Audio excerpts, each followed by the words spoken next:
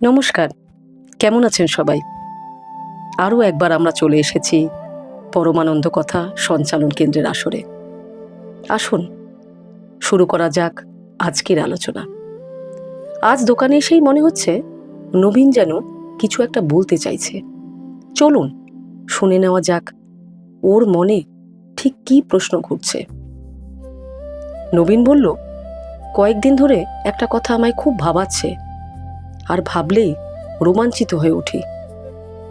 যখন এই ব্রহ্মাণ্ডের সৃষ্টি হয়নি, চারিদিকে শুধুই শূন্যতা, আর সেই মহাশূন্যে বিরাজ করছেন ঈশ্বর। রিজু বলল, ঈশ্বর তখন শুধু নিজেই নিজেকে চিনতেন, কেউ ছিল না তাকে চেনার। সত্যি এরকম একটা ছবির কল্পনা করতেই মনটা কেমন যেন করে ওঠে। নবীন আবারও বলল, হয়তো তারপরই তিনি এই ব্রহ্মাণ্ডের সৃষ্টি করলেন।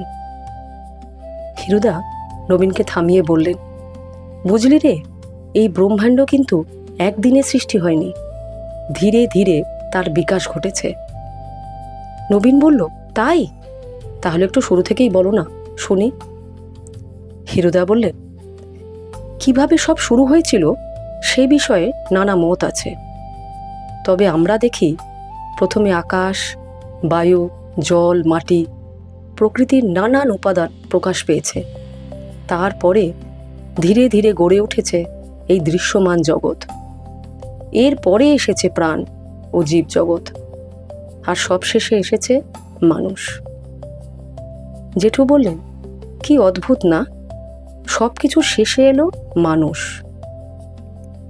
তারপর কিছুক্ষণ চুপ করে থেকে জেঠু আবার বললেন, জানি না কেন হঠাৎ মনে হলো, একজন শিল্পী যেমন তার হৃদয়ের সমস্ত ভালোবাসা উজাড় করে দিয়ে তার শিল্প সৃষ্টি করেন, ঈশ্বরও হয়তো তেমনই পরম ভালোবাসা দিয়েই এই জগৎ এবং আমাদের সৃষ্টি করেছেন। তখন আমি বললাম, আপনার অনুভূতিটা খুব সুন্দর জেঠু। এই প্রসঙ্গে আমার প্রভুও বলেছেন, প্রাকৃতিক ও জীবজগতই ঈশ্বরের বিভূতিময় শ্রেষ্ঠ সৃষ্টি। গ্রহ, উপগ্রহ, এমনকি নক্ষত্রমণ্ডলও এই জগৎকে রক্ষা করিতে নিয়োজিত। বিশ্বজেঠিও আমাকে থামিয়ে বললেন, বিষয়টা একটু বুঝিয়ে বলবে হিরু? হিরুদা হেসে বললেন, বলবো জেঠু, নিশ্চয়ই বলবো। তবে তার আগে একটা চায়ের বিরতি নিলে মন্দ হয় না, বলুন? তাহলে বন্ধুরা, চায়ের বিরতির পর আমাদের আবার দেখা হবে। আমরা প্রতিদিন প্রকৃতি, গাছপালা, পশু পাখি আর কত মানুষকে দেখি, কিন্তু কখনো কি ভেবে দেখেছি এই বিশাল সৃষ্টি জগতের মধ্যে আমাদের অবস্থানটা ঠিক কোথায়?